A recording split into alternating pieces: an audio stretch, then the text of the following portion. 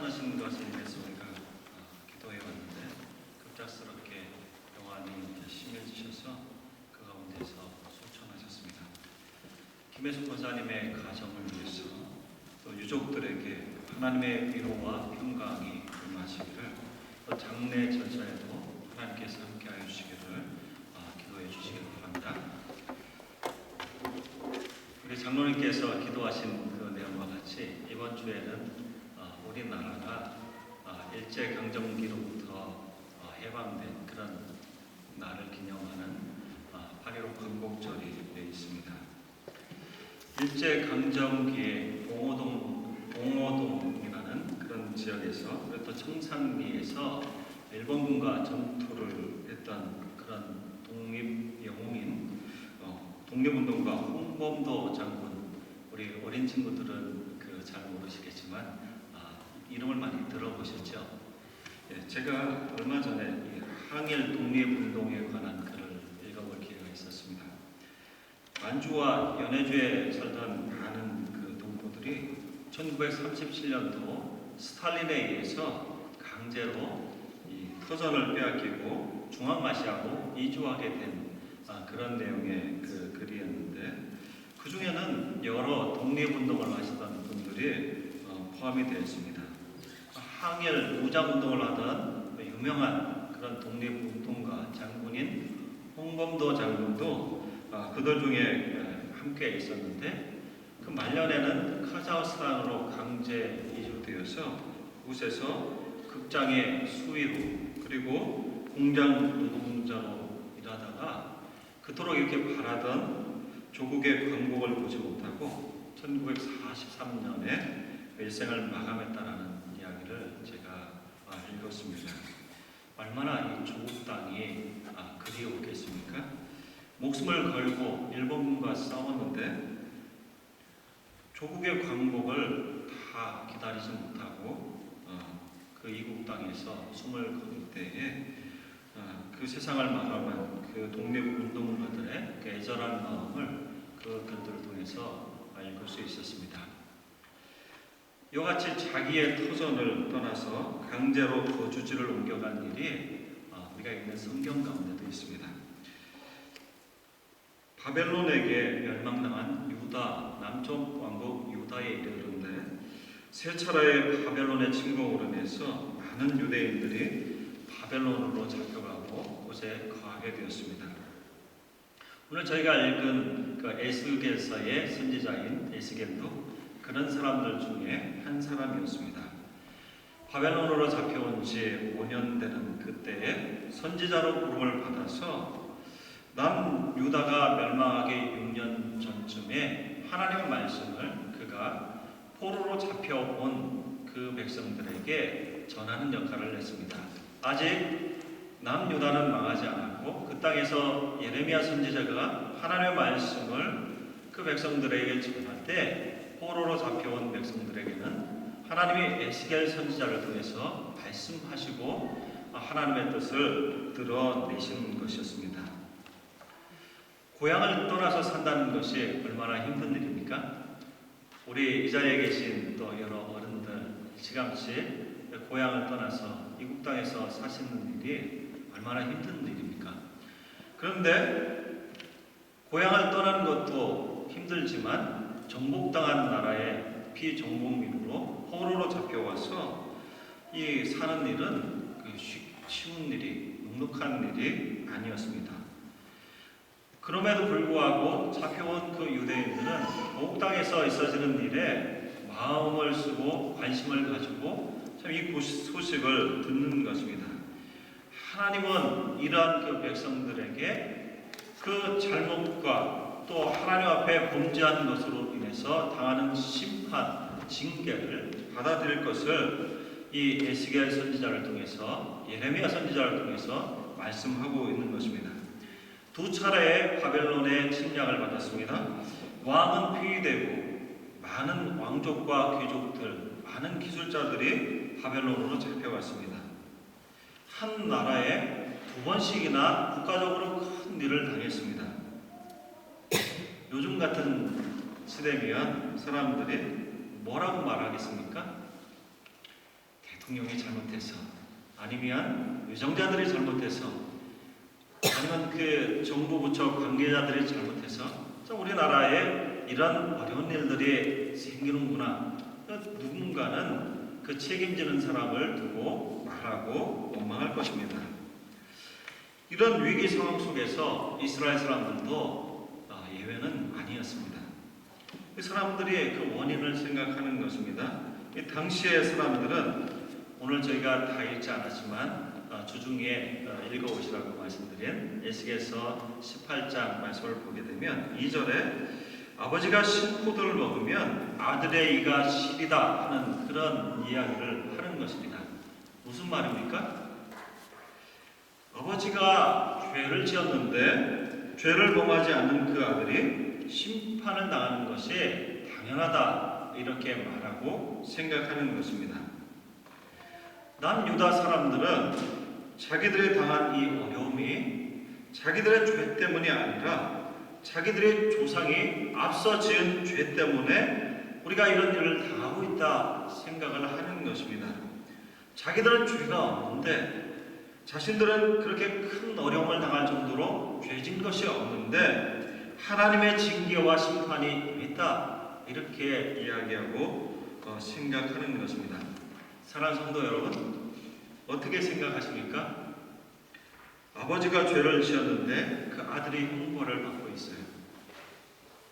옳게 보입니까? 옳지 않게 보입니까?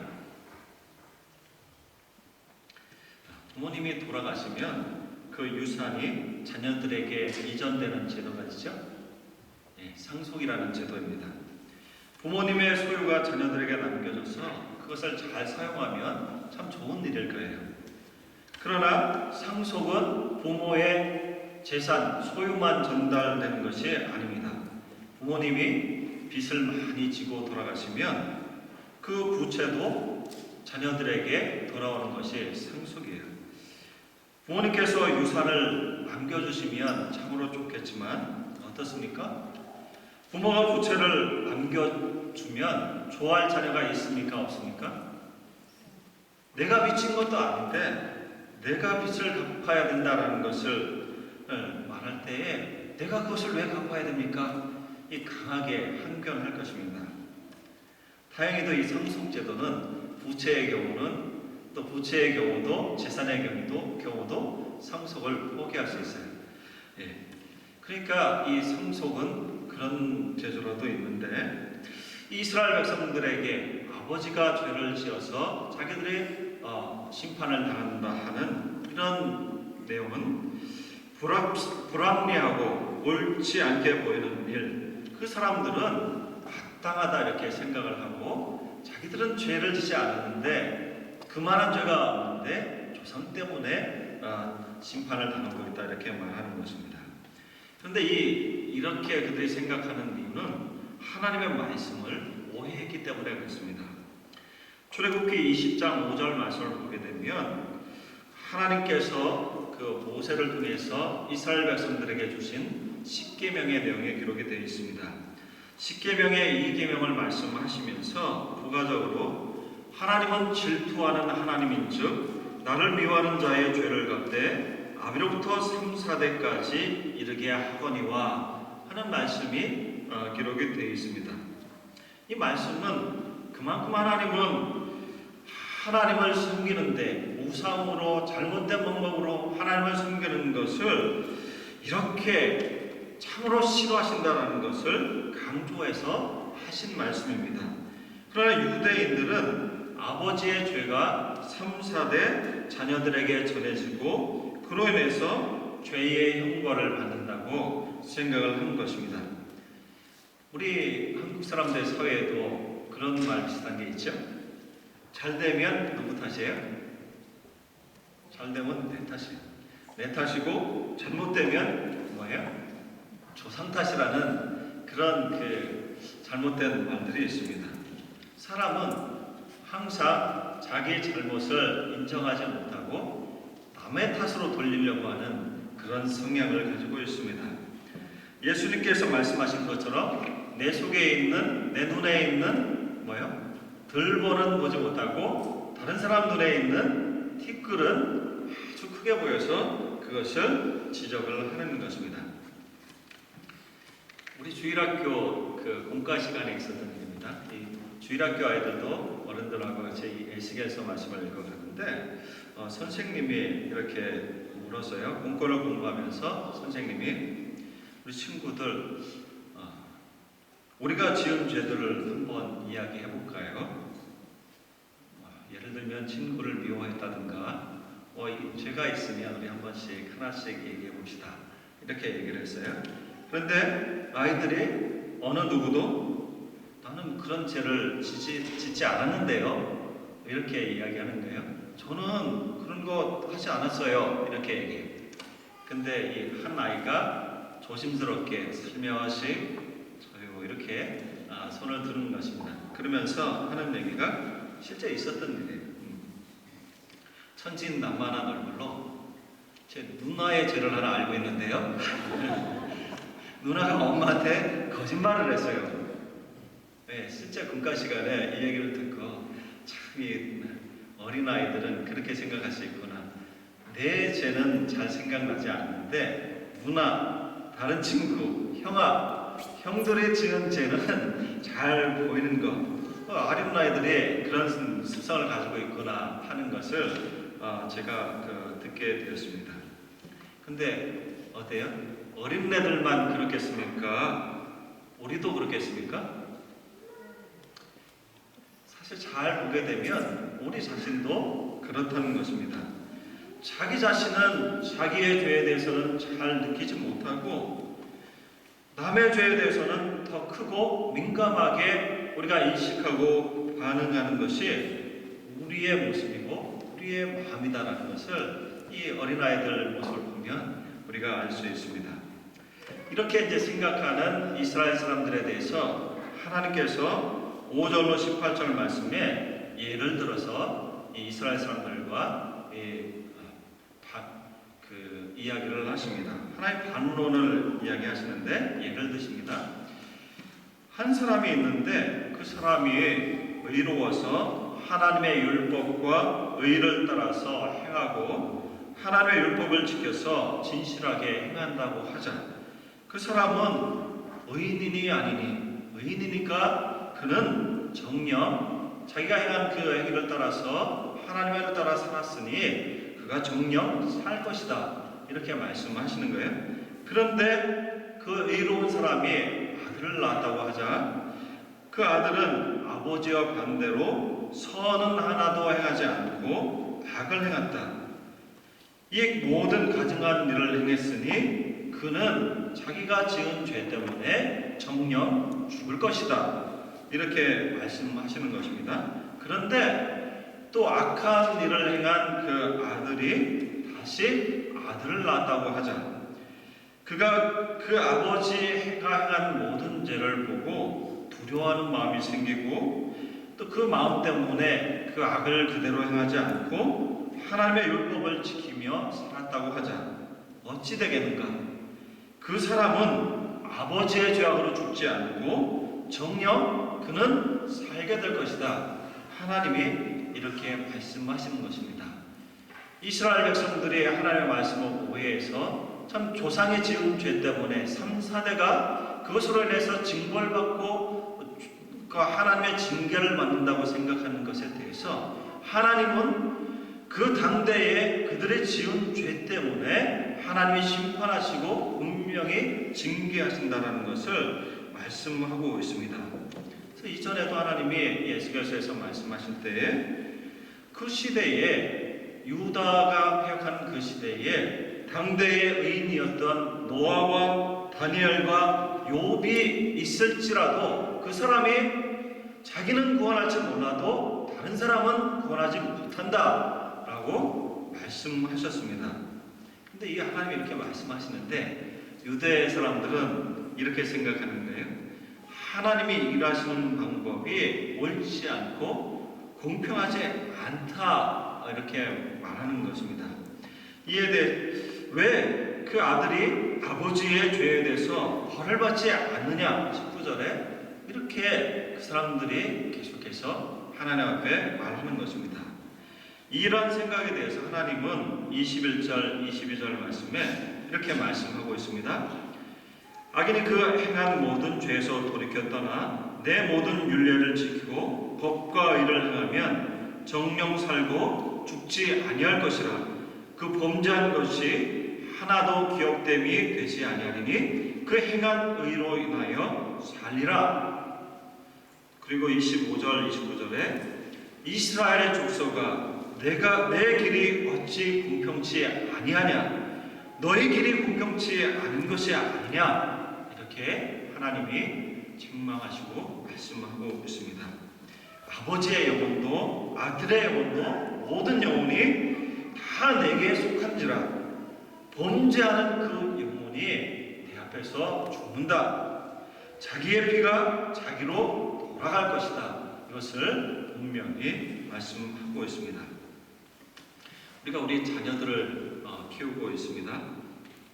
형제 사이에서도 형제를 길러도 형제 사이에서도 부모님께 혼날 때 잘못했어요. 바르게 얘기하는 그런 자녀도 있지만 바로 말하기보다는 꼭 다른 형제 때문에 형 때문에 동생 때문에 그랬다고 이야기하는 그런 형제들이 간혹 있습니다. 근데 이 어린아이들뿐만 아니라 성인임에도 불구하고 자기의 잘못을 인정하지 않고 다른 사람 때문에 이런 일이 발생해노라고 이렇게 말하는 그런 사람들이 있습니다. 어때요? 우리가 같이 사람 관계 하면서 나 때문이 아니라 다른 사람 때문에 누구 때문에 너 때문에처럼 말하는 사람들 만나면 어떻게 해요? 그 사람 자주 만나고 싶으십니까? 아니면 피하고 싶으세요? 아마도 그런 사람은 우리가 자주 만나기 싫고 피하게 될 것입니다. 우리가 이 자녀를 기르면서 자녀가 잘못했을 때 어떻게 해요? 제가 이 독일에 와서 자녀를 기르는 방식에 대해서 들은 것 중에 하나 신선하다 이렇게 생각이 드는 것은 침묵의 의자라는 게 있다는 것. 잘못했을 때 조용한 곳에 그 의자를 두고 의자에 앉아서 아이들이 자신이 무엇을 잘못했는지 충분히 생각을 해보고 반성해봐라 하는 그런 아이들의 마음을 돌리는 그런 훈육 방식이 있다는 것을 이 독일에 와서 들었습니다. 근데 이 반성할 기회를 얻었는데 자기를 돌아보지 않는 그런 아이들이 있습니다. 내가 무엇을 잘못했는지, 무엇이 부모에게 잘못했는지 인정하지 않고 돌아보지 않는 아이처럼 이스라엘 백성들은 하나님이 충분한 기회를, 하나님의 말씀을 듣고 회개하고 돌이킬 기회를 주셨음에도 불구하고 자신들을 돌아보지 못하는 것을 하나님의 이 말씀을 통해서 책망하시는 것입니다. 사랑하는 성도 여러분, 마찬가지로 우리는 안 좋은 일의 결과를 누군가에서 찾고자 하는 가운데 있습니다. 우리의 모습이 이런 어린아이들과 같고 이스라엘 사람들과 같다는 것을 오늘 말씀 우리에게 증거하고 알려주고 있습니다. 내가 아니라 저 사람 때문에 하나님께 이렇게 따집니다. 교회 공동체에서 함께 신앙생활하는 일에 어려움이 있을 때마다 교회의 저 사람 때문에, 목사 때문에, 장로 때문에, 임직자 때문에, 어떤 구역장 때문에 그 일이 우리에게 주어졌다 하는 그런 말을 할 때가 참으로 많이 있습니다. 그러나 하나님은 오늘 이 말씀을 통해서 말씀하실 때 신앙공동체, 어떤 이 민족 공동체, 하나님의 백성들 가운데 이 다른 사람의 잘못이 아니라 너의 죄 때문에, 너의 잘못 때문에 그 심판과 징계가 임한다는 것을 분명히 말씀하고 있습니다. 이 말씀을 우리가 대할 때 이 말씀에 우리 자신을 비춰보고 돌아볼 수 있어야 되겠습니다. 나이가 들 때마다 우리는 우리가 부모에게 잘못했던 일들이 더 많이 기억이 납니다. 이 부모가 돌아가신 분들은 더 그런데 어렸을 때는 내가 부모님께 큰 잘못한 일들만 내가 이거 잘못했지 하는 것들 생각하고 죄송하다 이런 마음이 들지만 나이가 들고 부모가 연로해지시고 심지어 좀 돌아가셨다면 작은 일들에 대해서 내가 부모의 마음을 헤아리지 못했구나. 내가 그 부모의 이 심정을, 그 상황을 알지 못하고 너무 심한 말을 했고 너무 심한 행동을 했구나 하는 것들을 우리가 나이가 들면 알아가게 됩니다. 부모가 연로해서 병이 들고 연약해져 있을 때에 부모님께 잘못했던 작은 일들까지 우리가 알고 떠오르게 됩니다. 비슷한 예로 어렸을 때에 우리가 교회에서 신앙생활을 할 때 우리는 죄인이다, 죄를 가지고 있다는 것 또 아이들에게 가르치고 저 자신도 그렇게 들을 때에 죄를 회개하라고 하면 무슨 죄가 그렇게 많은지 다른 사람들은, 어른들은 많은 그 죄를 이야기하는데 나는 엄마한테 거짓말한 것, 그런 것들밖에 없는데 하나님 앞에 고백할 그런 내용이 많이 없었던 것들을 저의 경험상으로도 알게 됩니다. 그런데 시간이 지나서 하나님의 마음을 알아가고 또 신앙 연륜이 쌓여져 가면서 어렸을 때 알지 못하던 그런 죄를 하나 둘씩 깨달아 알게 되는 것입니다. 죄를 많이 지어서 하나님의 말씀으로 내가 죄인이다라는 것을 더 분명하게 깨닫는 것도 분명히 있습니다. 그런데 하나님의 말씀이 깨달아지는 것처럼 하나님의 말씀이 내 마음을 비춰가고 삶을 비춰주는 그것 때문에 더 영적으로 민감해지면서 어렸을 때 생각나지 않던 죄가 무엇인지 이 작은 일에서부터 큰 것까지 모두 우리가 그것이 죄다라는 것, 나는 그렇기 때문에 하나님 앞에 죄인이다라는 것을 알고 깨닫게 되고 결국 하나님이 그 죄 앞에 회개하게 하신다, 돌이키게 하신다라는 것을 알고 하나님 앞에 무릎 꿇고 또 이 자복하게 되는 일들이 생기게 됩니다.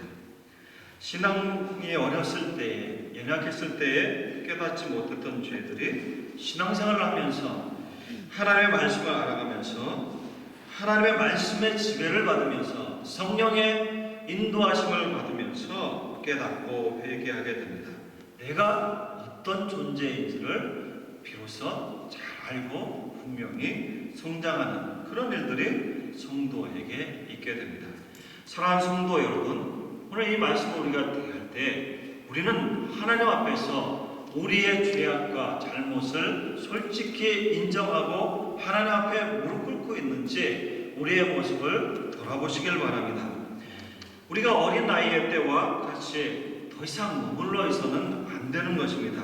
하나님의 말씀을 읽고 신앙생활에 연륜이 있고 하나님의 말씀을 매주일 설교를 통해서 듣고 성경 공부를 통해서 알아갈 때에 그 말씀의 지배를 받고 성령의 인도하심을 받아서 우리의 죄를 깨닫고 회개하며 하나님께 기뻐하는 길로 돌아서야 하는 것입니다. 하나님은 우리에게 이 말씀을 통해서 돌아서고 자신의 죄를 인정하고 주님 앞에 서기를 오늘 이 말씀을 통해서 말씀하시고 요청하시는 것입니다. 이러한 은혜를 알고 하나님 앞에 나아가시는 우리 모두가 되시기를 진심으로 바랍니다.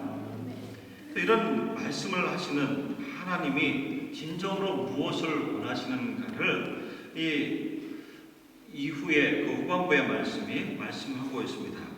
하나님이 진정으로 원하시는 것은 이스라엘 백성들이 그들의 죄를 돌이켜 사는 것입니다. 그래서 23절에 말씀하시기를 내가 어찌 악인에 죽는 것을 조금인들 기뻐하랴. 그가 돌이켜 그 길에서 떠나서 사는 것을 어찌 기뻐하지 아니하겠느냐. 이렇게 말씀하고 있습니다. 또 30절에 보게 되면 너희는 범한 모든 죄악을 버리고 마음의 영을 새롭게 할지어다. 이스라엘 족속아 너희가 어찌하여 죽고자 하느냐. 죽은 자의 죽는 것은 내가 기뻐하지 아니하노니 너희는 스스로 돌이키고 살지니라. 이렇게 말씀하고 있습니다. 하나님이 죄 가운데 있는 유다 백성에게 요구하시는 것은 자신의 죄를 인정하고 그 길에서 돌이키는 것입니다. 오늘 이 말씀을 듣는 우리에게도 자신의 죄를 인정하고 하나님께로 돌이키고 그 삶의 방향을 바꾸는 것을 하나님은 우리에게 말씀하고 있습니다. 그런데도 이 사람은 참으로 어리석습니다. 그렇게 인정하고 회개하고 하나님 앞에 가면 되는데 일단은 아니라고 우기고 하나님의 오라 하시는데도 버티고 가지 않는 것이 이 죄된 사람의 본성이고 사람의 모습입니다. 그 죄를 바로 지적하면 버럭버럭 화를 내고 다시는 오지 않을 것처럼 돌아서는 것이 죄된 사람의 본성이고 모습이다라는 것을 이 말씀으로 우리의 자신의 모습을 생각하게 됩니다. 사랑하는 성도 여러분, 먼저 우리가 하나님 앞에 우리의 죄를 인정하고 돌이킬 수 있어야 하겠습니다. 우리의 교만과 불신과 순종하지 못한 것을 인정하고 하나님께 돌아갈 수 있어야 되겠습니다. 하나님은 하나님의 백성의 죄를 질투하시는 분이시다, 이렇게 말씀하고 있습니다. 어때요? 우리 사람이 살아가면서 사람 사이에 질투하고 무언가는 화를 내고 무언가는 말하는 것, 애정이 있어서 말하는 것입니까? 아니면 마음이 없어서 그렇게 하는 것입니까? 사람 관계에 있어서 제일 무서운 것은 무엇인지 아십니까? 무관심이 제일 사람 관계에 있어서 무서운 것입니다. 사랑하는 마음이 있기 때문에, 아끼는 마음이 있기 때문에 사람에 대해서 화도 내고 잘못도 지적을 하는 것입니다. 그러나 이 사랑하는 마음이 없으면 어떻게 되든지 아무렇게 되든지 아무런 마음의 느낌도 없고 관심도 없고 돌아보지 않는 것입니다. 상관하지 않는 것입니다. 하나님은 그 백성이 하나님의 백성답게 살기를 원하시고 그들의 하나님께로부터 떠나서 죄를 범하는 것을 그렇게도 싫어하시기 때문에 하나님은 그 마음을 질투라는 말로 말씀하시고 표현하시는 것입니다. 이스라엘 사람들은 반복해서 불순종하고 죄를 행했습니다. 그럼에도 불구하고 하나님은 그 백성이 돌이키기를 바라시고 하나님의 백성답게 살기를 바라셨습니다. 아버지가 징계를 받고 심판을 받는 것이 그 자녀들도 그렇게 되게 하시겠다는 것이 아니라 그것을 보고 너희는 돌이켜서 사는 길로 나와라, 그렇게 하나님은 말씀하시고 그 백성들을 이끌어 가시는 것입니다.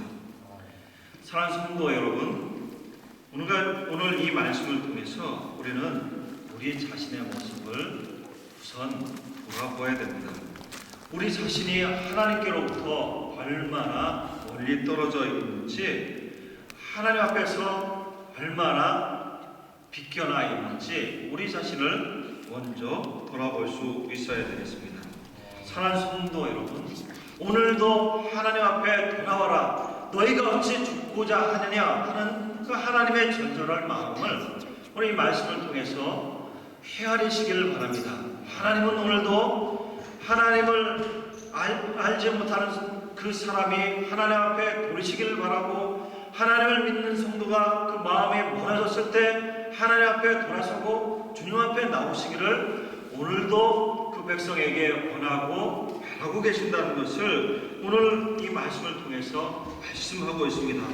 하나님은 내 남편이, 내 아내가, 내 자식이, 내 부모가, 내 친구가 죄악길에서 돌이키지 않는 것을 너무나도 마음 아파하신다는 것을 이 말씀을 통해서 말씀하시고 증거하고 있는 것입니다.